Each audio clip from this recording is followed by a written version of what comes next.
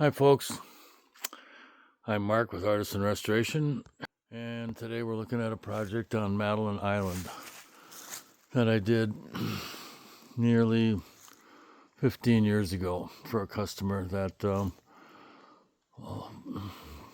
had a home up here and needed a guest house and a place to put some other things. And I'd been going past this building down on State Highway 2 for years, and we got together and created a design for it that that you see here. It's the original haymow floor sat at the top of the foundation wall, which was actually block, and I moved the floor joist up 4 feet, and then we created this loft in the inside here. And all the rafters were pole type rafters, which are basically round trees cut flat on top. And we did the roof out of that and used up all the barn boards that were in the structure, put some skylights in here, and converted it into a guest house. One of the things that we also did was to do this exposed aggregate concrete wall around here, which meant we had to pour the concrete and strip the forms really quick so that we could pressure wash it and get this cool looking finish on the outside of it, which is basically exposed aggregate.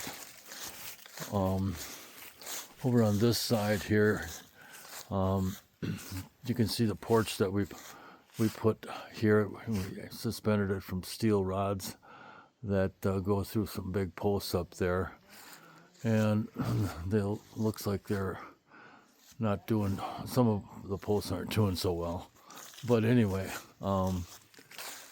it seems to be holding up pretty good. The metal roof is not creating any problems. And there's a security camera over there that I'm waving to.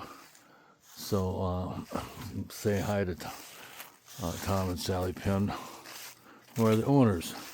Oh, and the other thing that's a little unusual is we made all of these windows that are like a casement window. They swing inward.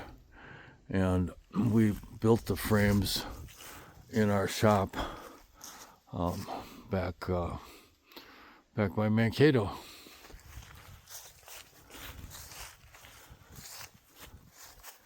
Now this is a galvanized standing seam roof,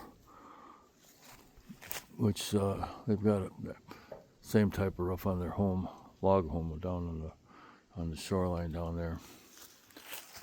So anyway, we're up here visiting some friends, and I decided to come over here and check the place out and see if I could actually meet the owners, but it didn't work out that way. But at least we found the place.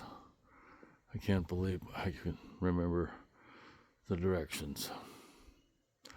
So thanks for watching, folks. See you on the next project.